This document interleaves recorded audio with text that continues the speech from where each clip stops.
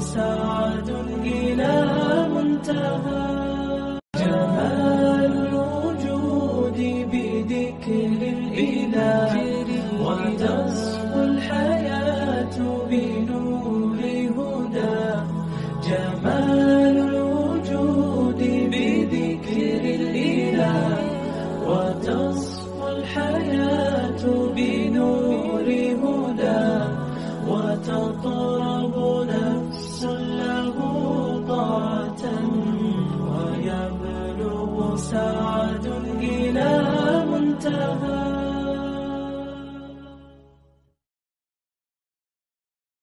لله رب العالمين والصلاة والسلام على رسوله الأمين وعلى آله وأصحابه ومن تبعهم بإحسان إلى يوم الدين.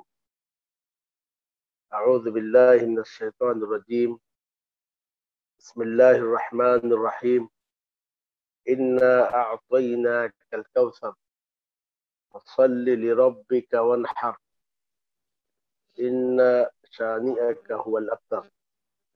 یقیناً ہم نے آپ کو کوثر دیا ہے، بس آپ اپنے رب کے لیے نماز پڑھیے اور قربانی دیجیے، یقیناً آپ کا دشمن ہی دم کٹا ہے۔ برادران اسلام اور خواتین، آج کی اس نشست میں ہم سورہ الکوثر کی تفسیر پڑھیں گے۔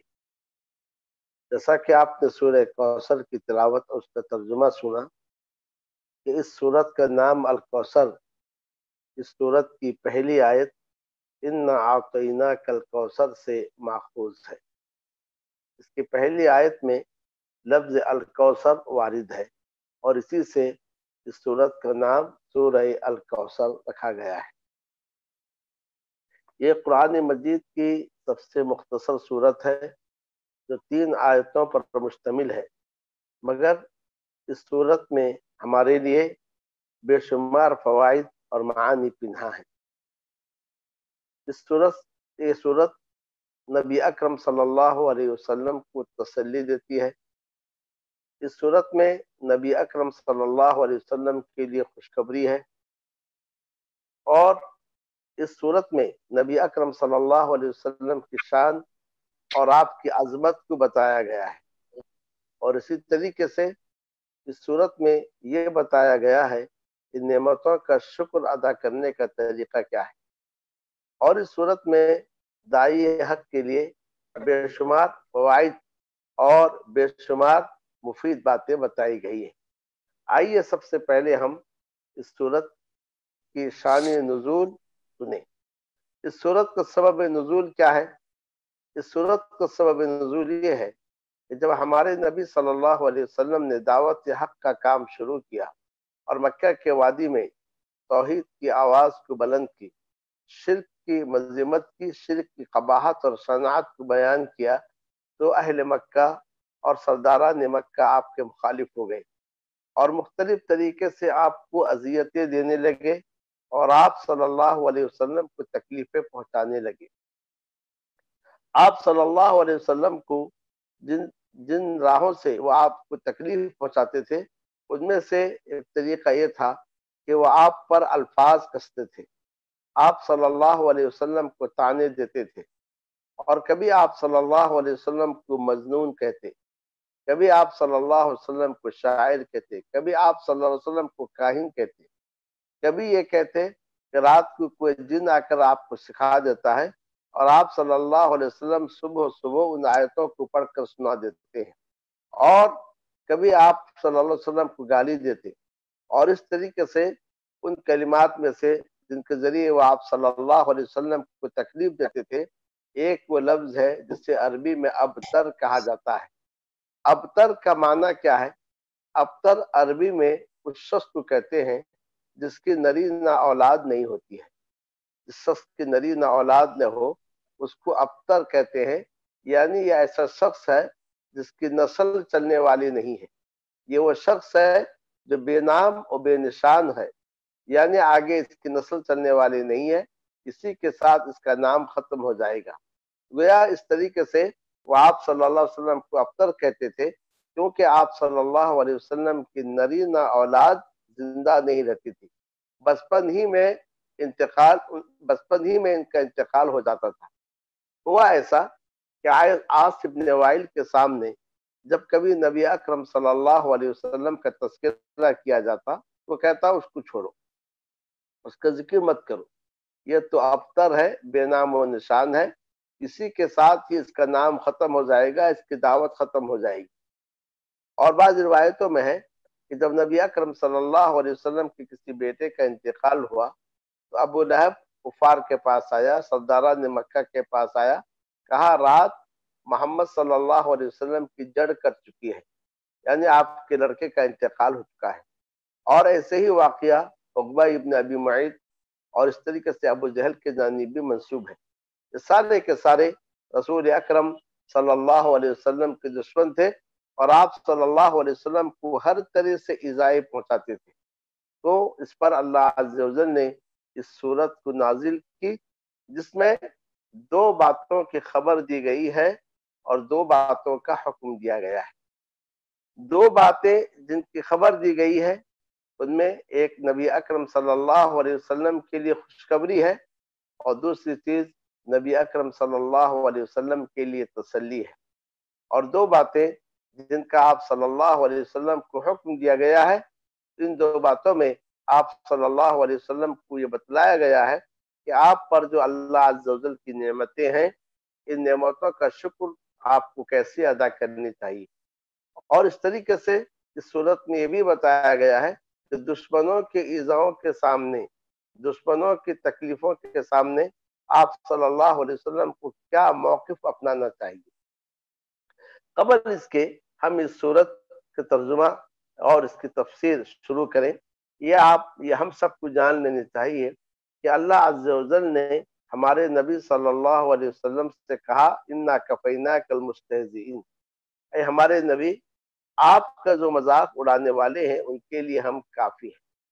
اور قرآن مجید کے مطالعے سے یہ پتہ لگتا ہے کہ اللہ عز و جل نے کفار کی گالیوں کو کفار کی جانب لوٹا دی، کفار کی باتوں کو اللہ عز و جل نے کفار کی جانب لوٹا دی۔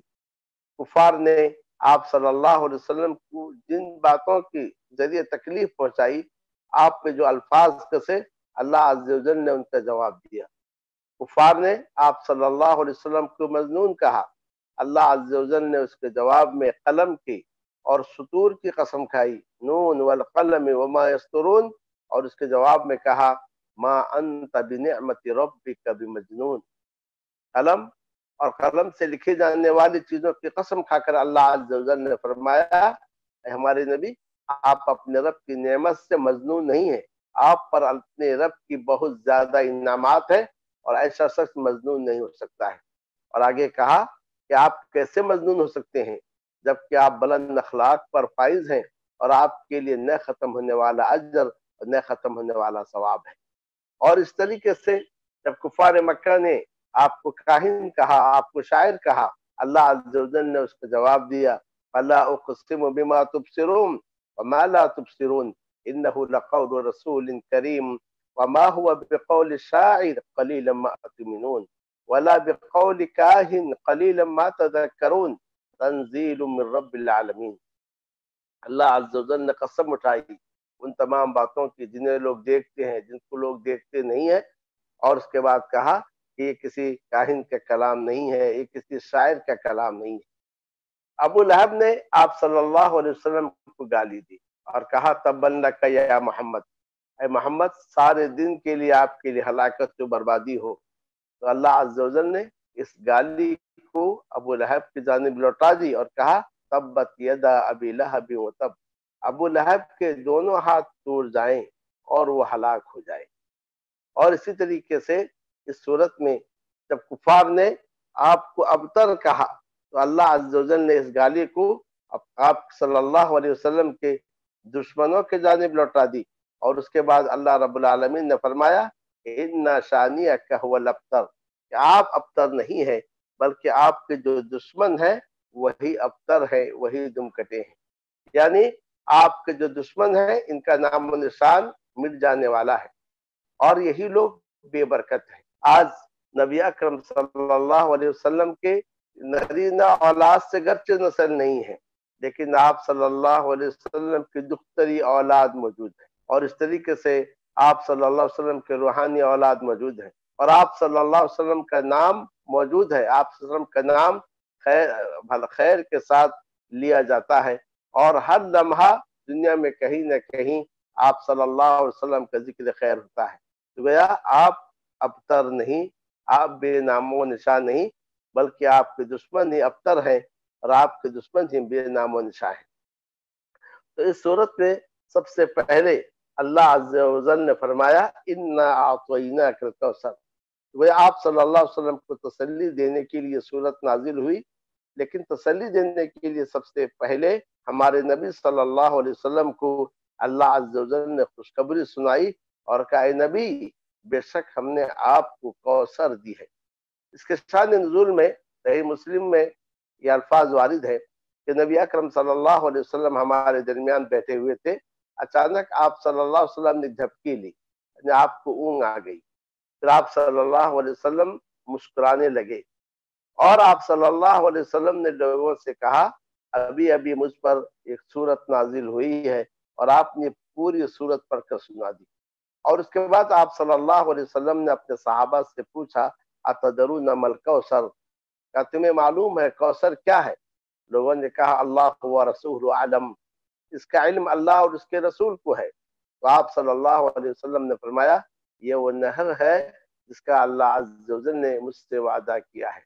پھر آپ صلی اللہ علیہ وسلم نے نہر کے اوصاف بیان کیے، اور یہ اوصاف مختلف احادیث میں ہے کہ اس کے کنارے سونے کے ہوں گے، پانی بہنے کی جو جگہ ہے یہ جو ہے موتی اور یاقوت کے ہیں، اس میں جو کٹورے ہیں یہ آسمان کے ستاروں کے برابر ہیں، اور اس کی جو مٹی ہے مشک و عنبر سے زیادہ خوشبودار ہے، اور اس کا جو پانی ہے شہد سے زیادہ میٹھا اور برف سے زیادہ سفید ہے، اور جو ایک بار اس کا پانی پی لے گا پھر وہ کبھی پیاسا نہیں ہوگا۔ اللہ عز و جل سے دعا کیجیے اللہ عز و جل مجھے اور آپ کو ان لوگوں میں شامل فرمائے جو کل قیامت کے روز حوض کوثر سے سیراب ہوں گے۔ کوثر جنت کا ایک نہر ہے، اور اسی نہر سے حوض میں پانی آئے گا، یہ وہ حوض ہے جو میدان محشر میں ہوگا، اور جس آپ صلی اللہ علیہ وسلم اس سے اپنی امت کو سیراب کریں گے۔ اور اسی حدیث میں یہ ہے کہ میں دیکھوں گا چند لوگ حوض کے جانب آگے بڑھیں گے اور فرشتے انہیں روکیں گے، تو میں فرشتوں سے کہوں گا یہ میرے ساتھی ہیں، یہ میری امتی ہیں، تو فرشتے جواب میں کہیں گے آپ کو نہیں معلوم یہ کون لوگ ہیں؟ یہ وہ لوگ ہیں جنہوں نے آپ کے بعد آپ کے دین کو تبدیل کر دی تھی، آپ کے بعد آپ کے دین کو بدل دیا تھا۔ تو نبی اکرم صلی اللہ علیہ وسلم فرمائیں گے سحقا سحقا لمن غیر بعدی، سحقا سحقا لمن بدل بعدی، وہ لوگ دور ہو جائیں جنہوں نے میرے بعد میرے دین کو بدل دیا، جنہوں نے میرے بعد میرے دین میں تبدیلی کی۔ تو بھیا یہ ساری کی ساری روایات وہ ہیں جو اس کا تعلق کوثر سے ہے، جبکہ کوثر سے مراد حوض کوثر لیا جائے۔ اور بعد مفسرین نے یہاں الکوثر سے مراد خیر کثیر لیا ہے۔ اے نبی آپ کی تسلی کے لیے کافی ہے، دشمن آپ کو جو بھی کہیں اور آپ پر جو بھی الفاظ کسیں، لیکن آپ کی تسلی کے لیے کافی ہے کہ ہم نے آپ کو خیر کثیر دی ہے، ہم نے آپ کو نبوت اور رسالت سے سرفراز کیا، ہم نے آپ کو قرآن جیسی عظیم کتاب آپ پر نازل کی ہے، اور کل میدان محشر میں آپ کو ہم شفاعت عظمیٰ مقام محمود عطا فرمائیں گے، اور اس طریقے سے آپ کی امت سب سے بڑی امت ہوگی۔ تو اس طریقے سے ہم نے آپ صلی اللہ علیہ وسلم کو خیر کثیر دیا ہے، یہی چیز آپ کی تسلی کے لیے کافی ہونی چاہیے۔ دشمنوں کی باتوں پر، دشمنوں کے طعنوں پر آپ اپنے دل کو چھوٹا مت کیجیے، اور آپ دشمنوں کے طعنوں اور دشمنوں کے باتوں پر مایوس مت ہوئیے، اور اپنی ہمت کو مت توڑیے۔ گویا اس پہلی آیت میں نبی اکرم صلی اللہ علیہ وسلم کو خوشخبری دی گئی انا اعطیناک الکوثر، بے شک ہم نے آپ کو کوثر دی ہے۔ کوثر سے حوض کوثر بھی مراد ہے، اور کوثر سے خیر کثیر بھی مراد ہے، اور دونوں کے دونوں ترجمے مفسرین نے کیے ہیں۔ फसल्ली लिरब्बिका वन्हर, बस आप अपने रब के लिए नमाज पढ़िए और कुर्बानी दीजिए। ये इसके अंदर ये कहा गया कि इस नेमत का तकाजा ये है कि आप अपने रब के लिए नमाज पढ़िए और अपने रब के लिए कुर्बानी दीजिए। इस आयत में शुक्र नेमत का तरीका बताया गया है। तो शुक्र नेमत का तरीका यह है, इबादत को अल्लाह अज़्ज़ व जल के लिए खालिस कर दीजिए, ये है शुक्र नेमत का तरीका। तो इसमें दो किस्म की इबादतों का तज़किरा किया गया है। एक वो इबादत है जिसका ताल्लुक बदन से है और दूसरी वो इबादत है जिसका ताल्लुक माल से है। तो फसल्ली लिरब्बिक, सल्ली आप नमाज पढ़िए, ये वो इबादत है जिसका ताल्लुक बदन से है। वन्हर और कुर्बानी दीजिए, ये वो इबादत है जिसका ताल्लुक माल से है। गया इसमें ये बताया गया कि हमने आपको जो नेमतें दी हैं, हमने आपको जो हौज़ कौसर दिया है, हमने आपको जो खैर कसीर अता किया है, इसका तकाजा ये है आप तमाम बदनी और माली इबादत को अल्लाह अज़्ज़ व जल के लिए खास कर दीजिए। इस आयत से बात मालूम हुई कि इबादतें अल्लाह अज़्ज़ व जल के लिए खास हैं। इबादत में से किसी भी इबादत को गैर अल्लाह के जानिब फेरना हराम है, बल्कि ये शिर्क है। जैसा कि अल्लाह अज़्ज़ व जल ने फरमाया, व अन्नल मसाजिद लिल्लाह वला तदउ मअल्लाहि अहदा, बेशक मस्जिदें अल्लाह के लिए हैं, तुम अल्लाह के साथ किसी और को न पुकारो। यहाँ मसाजिद के तीन माने हैं। एक तो वो इमारतें हैं जिन्हें इबादत के लिए बनाया जाता है, नमाज पढ़ने के लिए बनाया जाता है, जिनको हम मस्जिद कहा करते हैं। मसाजिद का दूसरा माना यह है कि सारी की सारी जमीनें मसाजिद हैं। जैसा कि हदीस में नबी अकरम सल्लल्लाहु अलैहि वसल्लम ने फरमाया, जुइलत लियल अर्ज़ मस्जिदन व तहूरा, जमीन को मेरे लिए मस्जिद और पाकी हासिल करने का जरिया बनाया गया है। और मसाजिद का तीसरा माना यह है कि वो आज़ा जिनके जरिए हम अल्लाह की इबादत करते हैं, अल्लाह के सामने सजदा करते हैं, ये अल्लाह के लिए है, अल्लाह के बनाए हुए हैं, तो अल्लाह के साथ किसी और को न पुकारा जाए। तो इस तरीके से शिर्क की जड़ काट दी गई और ये कहा गया इबादत के अक़साम में से, अनवा में से किसी भी किस्म को, किसी भी नौ को गैरुल्लाह के जानिब फेरना नाजायज है। तो फसल्ली लिरब्बिका वन्हर में ये बताया गया कि सारी माली इबादतें और सारी बदनी इबादतें अल्लाह रब्बुल आलमीन के लिए खास है। और उसके बाद फरमाया, इन्ना शानिअका हुवल अब्तर, बेशक आपका दुश्मन ही दुम कटा है। इसके अंदर नबी अकरम सल्लल्लाहु अलैहि वसल्लम को तसल्ली दी गई कि आप इनकी बातों पर गमगीन न हो, आप इनकी बातों पर गमजदा न हो। क्योंकि आमतौर से इंसान को, जैसा कि अरबी में कहा जाता है कि जिराहतुस्सिनान लहल्तियाम वला इल्तैम माजर हल्लिसान, जुबान के जख्म नेज़ों के जख्म से ज्यादा गहरे होते हैं। किसी को कोई मारे उतनी तकलीफ नहीं होती है जितनी तकलीफ बातों से होती है। इनकी बातों से नबी अकरम सल्लल्लाहु अलैहि वसल्लम को तकलीफ होती थी। आप जो है, आपका दिल छोटा हो जाता था और आप मायूस हो जाते थे। इसीलिए कुरान मजीद में जाबजा आपको तसल्ली दी गई है, वलक़द नअलमु, हम जानते हैं कि इनकी बातों से आप गमज़दा हो जाते हैं। यहाँ पर अल्लाह अज़्ज़ व जल ने नबी अकरम सल्लल्लाहु अलैहि वसल्लम को तसल्ली दी कि वो आपको अब्तर कहते हैं, हकीकत में वही अब्तर हैं। यानी उनकी चाहे नरी न औलाद रहे या न रहे, लेकिन ये बेनाम व निशान है, इनका कोई नाम लेने वाला नहीं होगा और खैर के साथ कभी इनका जिक्र नहीं किया जाएगा।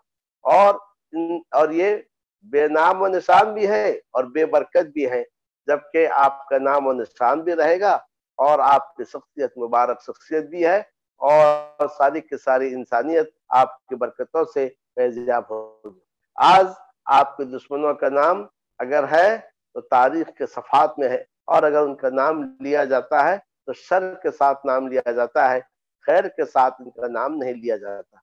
तो अलगर्ज ये सूरत गरचे मुख्तसर सूरत है, लेकिन इसके अंदर बेशुमार फवाइद है, खास तौर से उन लोगों के लिए जो दावत का काम अंजाम देते हैं और जो है इंसानियत को अल्लाह के दीन के जानिब बुलाते हैं। तो इस सूरत से एक अहम बात जो मालूम होती है वो ये है کہ دعوت کا کام، دعوت حق کا کام ایسا کام ہے کہ جس کے اندر انسان کو صعوبتوں کا سامنا کرنا پڑتا ہے، اور اس کام کی وجہ سے لوگ آپ کے دشمن ہو جائیں گے، لیکن اگر آپ دشمنوں کا جواب دیتے رہے تو پھر آپ جو ہے اپنے کام سے ہٹ جائیں گے، اپنے راستے سے ہٹ جائیں گے۔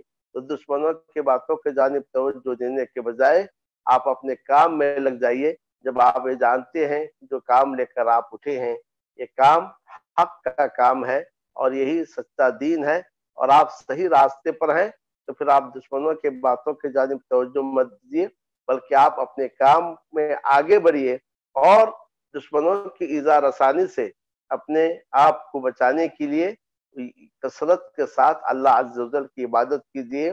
تمام بدنی اور مالی عبادات کو اللہ کے لیے خاص کیجیے اور خاص طور سے نماز پڑھا کیجیے، جیسا کہ اللہ عز و جل نے سورہ علم نشرہ میں کہا فَإِذَا فَرَغْتَ فَانْصَبْ وَإِلَىٰ رَبِّكَ فَارْغَب، جب آپ فارغ ہو جائیں تو آپ اپنے آپ کو عبادت میں تھکائیے۔ تو جس قدر آپ عبادات میں تھکائیں گے، جس قدر آپ کثرت سے نماز پڑھیں گے، اللہ عز و جل کے جانب رجوع ہوں گے، تو دشمنوں کی باتوں کا آپ پر کوئی اثر نہ ہوگا۔ اور اس صورت سے دوسری بات یہ معلوم ہوئی کہ نماز کے طریقے سے، جس طریقے سے نماز عبادت ہے اسی طریقے سے قربانی بھی عبادت ہے۔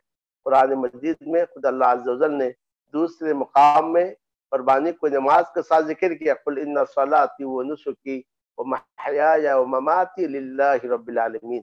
نبی آپ کہہ دیجئے بے شک میری نماز، میری قربانی، میری زندگی اور میری موت سب اللہ کے لیے ہے جو سارے جہانوں کا رب ہے۔ اور نبی اکرم صلی اللہ علیہ وسلم نے فرمایا لعن اللہ من ذبح لغیر اللہ، اس پر اللہ کی لعنت ہو جو غیر اللہ کے لیے ذبح کرے۔ غیر اللہ کے لیے ذبح کرنے میں دو باتیں ہیں، ایک تو یہ ہے غیر اللہ کے نام سے ذبح کرے، وہ بھی لعنت کا موجب ہے، وہ بھی ملعون ہے، اور جو شخص غیر اللہ کے تقرب کے لیے ذبح کرے، غیر اللہ کو خوش کرنے کے لیے، غیر اللہ سے ثواب حاصل کرنے کے لیے ذبح کرے، غیر اللہ سے اجر حاصل کرنے کے لیے ذبح کرے، تو وہ بھی ملعون ہے۔ لعن اللہ من ذبح لغیر اللہ، اس پر اللہ کی لعنت ہو جو غیر اللہ کے لیے ذبح کرے۔ اس سے بات معلوم ہوئی کوئی اگر غیر اللہ کے نام سے ذبح کرے اور غیر اللہ کے لیے ذبح کرے وہ بھی ملعون ہے، اور اسی طریقے سے وہ شخص جو غیر اللہ کے تقرب کے لیے ذبح کرتا ہے لیکن اللہ کے نام سے کرتا ہے تب بھی وہ ملعون ہے، اور ایسے ہی وہ شخص جو اللہ کے تقرب کے لیے ذبح کرے غیر اللہ کے نام سے کرے وہ بھی ملعون ہے۔ یہ ساری کی ساری چیزیں اسی میں آتی ہیں۔ تو گویا اللہ کے تقرب حاصل کرنے کے لیے ذبح کرنا ہے، قربانی کرنی ہے، جیسا کہ حج کے موقع پر حجاج ذبح کرتے ہیں، جیسا کہ عید الاضحیٰ میں لوگ قربانی دیتے ہیں، یا اس طریقے سے جیسا کہ عقیقہ میں ذبح کیا جاتا ہے، یہ سارے کے سارے ذبح یا اللہ کے تقرب حاصل کرنے کے لیے ہے۔ تو یہ ذبح اللہ کا تقرب حاصل کرنے کے لیے ہو اور ساتھ میں اللہ عز و جل کے نام سے ہو، یہی وہ ذبح ہے جس کا ہمیں حکم دیا گیا ہے۔ لیکن اگر یہ ذبح اللہ کے تقرب کے لیے، کسی اور کے تقرب کے لیے ہو، یا کہ اللہ کے نام کے علاوہ کسی اور کے نام کے لیے کیا جائے، تو اس ذبح کو شریعت میں حرام کیا گیا ہے۔ اور اس صورت سے تیسری بات جو معلوم ہوتی ہے کہ نبی اکرم صلی اللہ علیہ وسلم کا مقام اور نبی اکرم صلی اللہ علیہ وسلم کا مرتبہ۔ دشمن آپ صلی اللہ علیہ وسلم کا جس قدر مذاق اڑانے، یا کہ نبی صلی اللہ علیہ وسلم کے جس قدر توہین کر لے، اس سے آپ صلی اللہ علیہ وسلم کے شان گھٹنے والے نہیں ہیں، کیونکہ اللہ عز و جل نے آپ کے شان کو بہت اونچا کیا ہے، آپ کے مرتبے کو اللہ عز و جل نے بہت اونچا کیا ہے، اس سے آپ کے شان گھٹنے والا نہیں ہے، بلکہ آپ کے شان تا قیامت اللہ عز و جل نے شان کو بلند کیا ہے اور اونچا کیا ہے۔ اس سے بڑھ کر آپ کی شان کیا ہے کہ اللہ عز و جل نے خود فرمایا وَرَفَعْنَا لَكَ ذِكْرَكَ، اے نبی ہم نے آپ کے ذکر کو بلند کیا ہے۔ ہم نے آپ کے ذکر کو بلند کیا ہے کس طریقے سے کہ اللہ عز و جل نے اپنے نام کے ساتھ آپ کے نام کو جوڑا ہے۔ جہاں اللہ عز و جل کی وحدانیت کی گواہی دی جاتی ہے، وہی ہمارے نبی صلی اللہ علیہ وسلم کی رسالت کی گواہی دی جاتی ہے۔ مؤذن اذان میں جب اشہد اللہ الہ الا اللہ کہتا ہے تو اس کے بعد کہتا ہے اشہد ان محمد رسول اللہ. اللہ عز و جل نے آپ کے زبان کا تزکیہ کیا ہے، اللہ عز و جل نے آپ کے نگاہوں کا تزکیہ کیا، ما زاغ البصر وما طغى.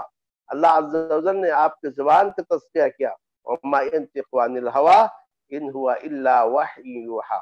بلکہ اللہ عز و جل نے مومنوں کو حکم دیا لا تجعلوا دعاء الرسول كدعاء بعضكم بعضا.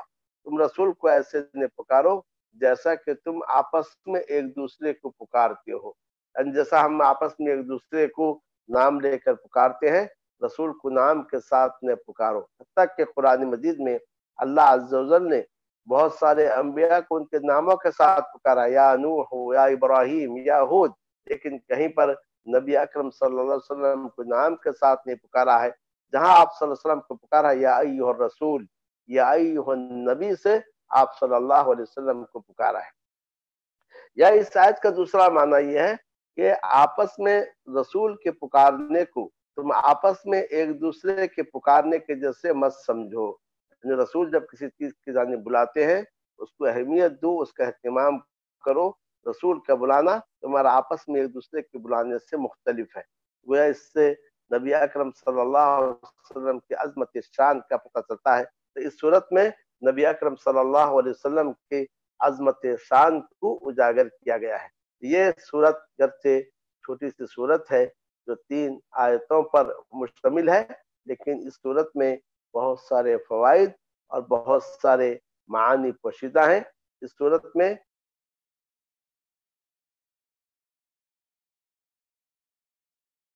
اکرم صلی اللہ علیہ وسلم کی عظمت شان اور آپ صلی اللہ علیہ وسلم کے مقام کو اجاگر کیا گیا ہے.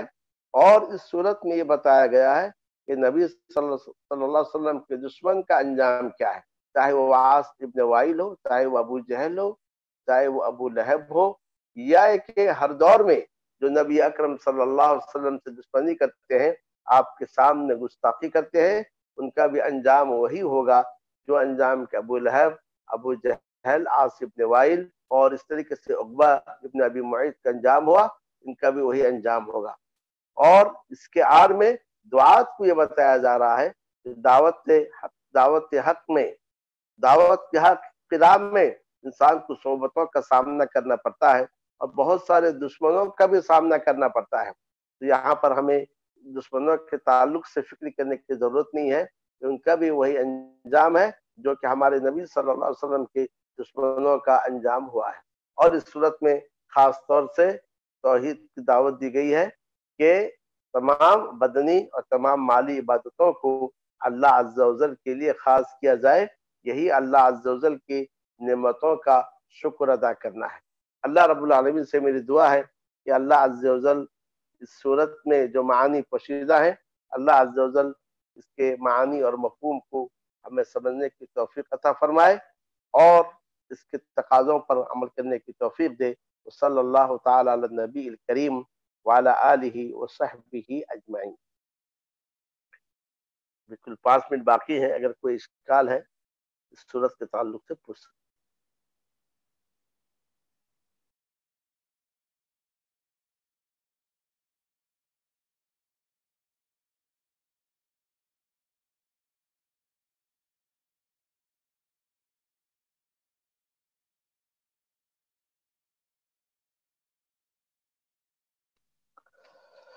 شیخ شروعات میں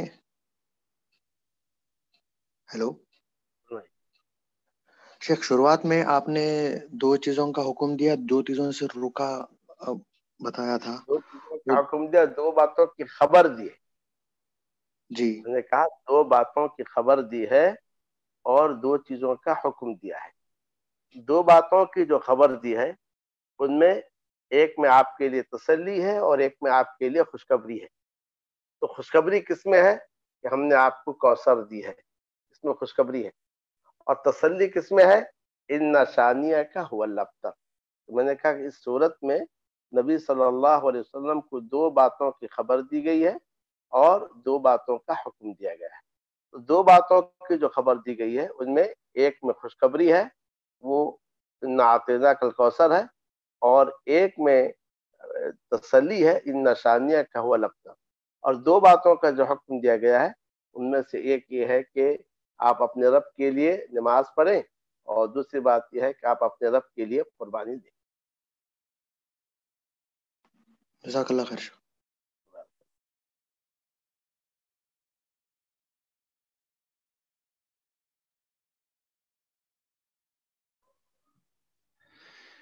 جی اور کسی کا کوئی سوال ہو تو پوچھ لیجئے، ورنہ اختتام کی دعا کے ساتھ انشاءاللہ کلاس ختم کی جائے گی. اور آپ لوگوں کو واٹس ایپ لنک بھیجی گئی ہے، جو لوگ جوائن ہونا چاہتے ہیں واٹس ایپ گروپ پہ جوائن ہو جائے تاکہ مزید کلاسز آپ کو اٹینڈ انشاءاللہ اس کے لنک مل جائے گی. جی پوچھ لیجئے، کوئی سوال پوچھنا چاہتے تھے شیخ غیر اللہ کے لیے ذبح کرنے میں 2 صورتیں بتائے تھے نا، ایک غیر اللہ کے لیے ذبح کرنا اور ایک غیر اللہ کی قریب ہونے کے لیے اللہ کی. 3 صورتیں بتلائی میں نے. ایک تو یہ ہے غیر اللہ کے تقرب کے لیے ذبح کرے اور ان کے نام سے ذبح کرے. غیر اللہ کے تقرب کے لیے ذبح کرے اور ان کے نام سے ذبح کرے، یہ بھی حرام. دوسرا یہ ہے کہ اللہ کے تقرب کے لیے ذبح کرے اور غیر اللہ کے نام سے، یہ بھی حرام. تیسرا یہ ہے کہ اللہ کے نام سے کرے غیر اللہ کے تقرب کے لیے. یہ تینوں صورتیں حرام ہیں. چوتھی صورت یہ ہے کہ اللہ کے تقرب کے لیے کرے اور اللہ کے نام سے کرے، اور یہی اسی چیز کا ہمیں حکم دیا گیا ہے، اور یہی توحید ہے.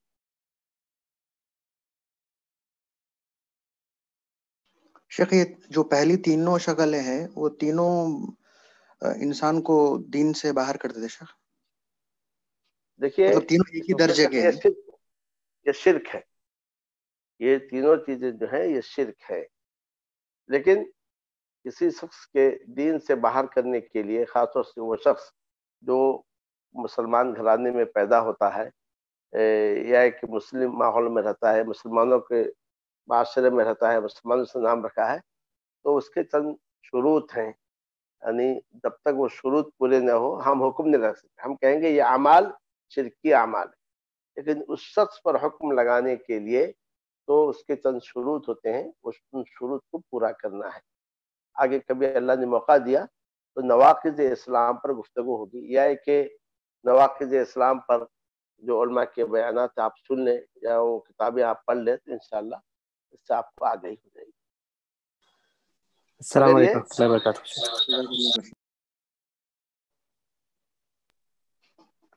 شیخ تینوں ایک ہی درجے میں آتے جو پہلی تینوں ہیں، مطلب غیر اللہ کے لیے بھی کرنا، تقرب حاصل کرنے کے لیے بھی کرنا، غیر اور اللہ اللہ کے کے لیے نام سے کرنا شرک ہے. غیر اللہ کے تقرب کرنے لیے کرنا یہ بھی شرک ہے. دونوں شرک. تو السلام علیکم ورحمۃ اللہ وبرکاتہ شیخ. تو شیخ یہ جو 11ویں شریف کرتے ہیں نا شیخ، تو ان لوگ بھی یہ تینوں قسم میں سے ایک قسم میں آتے ہیں نا شیخ؟ بالکل، اس میں کوئی شک نہیں.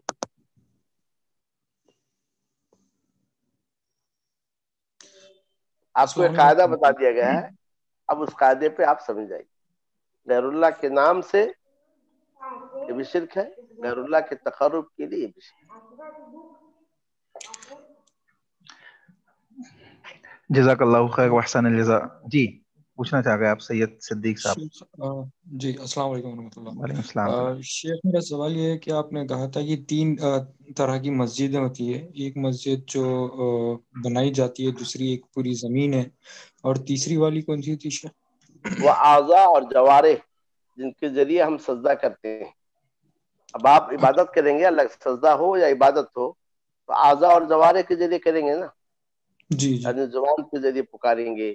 اب سجدہ کریں گے تو پیشانی، ناک، دونوں ہاتھ، دونوں گھٹنے سجدہ کریں گے. یہ چیزیں اللہ کی بنائی ہوئی ہیں.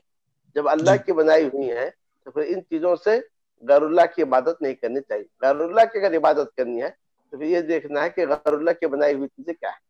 وہ اس جانب بھی اشارہ ہے. اعضاء و جوارح، یہ سعید ابن جبیر کی تفسیر ہے، جو تابعی ہیں، وہ مساجد کا ترجمہ اعضاء اور جوارح سے کرتے ہیں. وہ اعضاء اور جوارح جن کے ذریعے سجدہ کیا جاتا ہے، جن کے ذریعے اللہ کی عبادت کی جاتی ہے. اچھا، جزاک اللہ خیر. جی ماشاء اللہ، جزاک اللہ خیر واحسن الجزاء. اللہ آپ سب کو بھی جزائے خیر عطا فرمائے جنہوں نے علم حاصل کیا ہے، اور ہم سب کو علم اور عمل کی توفیق عطا فرمائے، اور شیخ محترم کو بھی اللہ جزائے خیر عطا فرمائے، دنیا و آخرت میں کامیابی کا ذریعہ بنائے ہم سب کے لیے۔ یہاں جمع ہونا، علم سیکھنا، اپنا وقت دینا، اللہ اس کو قبول فرمائے، آمین۔ دعائے کفارہ مجلس پڑھ لیجئے۔ سبحانک اللہم ربنا وبحمدک اشہد ان لا الہ الا انت استغفرک واتوب الیک۔ السلام علیکم ورحمۃ اللہ وبرکاتہ۔